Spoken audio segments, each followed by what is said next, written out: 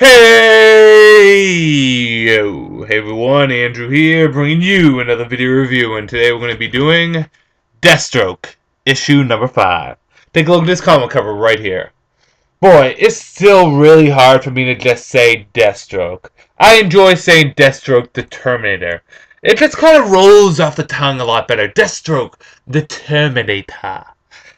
So I kind of want to say Deathstroke the Terminator number 5 instead of just Deathstroke, but I'll get used to it.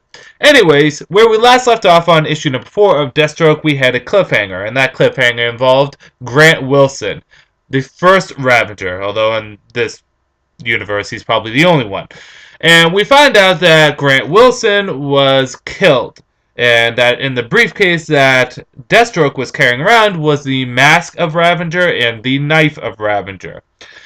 Someone then shows up and kills Deathstroke's friend, if you can really call him that, Christopher, and gouges out his eyes, which leads us to believe it could be Ravager or it could be someone else, possibly this Legacy fella.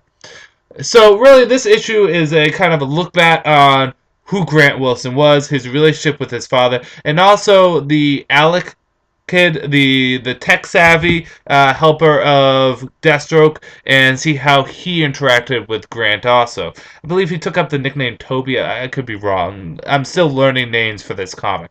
The only ones I really remember is Grant and Slade, because they're characters I know. Anyways, Slade Wilson finds a tracker in the knife of his son, Ravager, and he decides to find where this tracer is, well, tracing to, where it's going, where the signal's going. And he finds out that is just bait, because lurking in the shadows is Legacy. Oh no, not that Legacy that Deathstroke killed in issue number 3 or 2 or whichever one. No, this is a new Legacy. And a pretty powerful one, because he beats up Deathstroke pretty bad. Going so far as picking up a big object, which I won't reveal what it is because it would take away the awesomeness of it, and throws it at Deathstroke. This guy is like Superman strong. But the question is this, will Deathstroke get the answers that he needs about his son? Will he be able to survive Legacy's attack? And at the end of the day, who is the one that is betraying Deathstroke the Terminator? Well, you're just going to have to read and see. Let's get into the good, the bad, and whether or not you should get it. Good. I like how we're getting a little bit of backstory here, especially with Ravager. Grant Wilson. I almost said Slade Wilson. Grant Wilson. I like how we're getting some backstory, which is nice. I like how we're kind of having a actual plot start to formalize. The first 4 issues were fun of Deathstroke, but they really lacked a solid plot.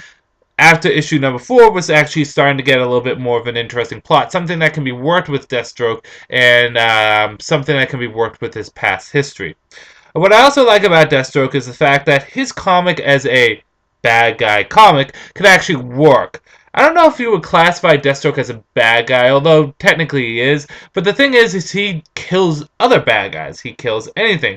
You don't have to pit him against heroes for his villain comic to work. He can just be pitted against bad guys. But again, I don't know if Deathstroke is necessarily considered a villain in this new universe. I think he's just anti-hero or neutral.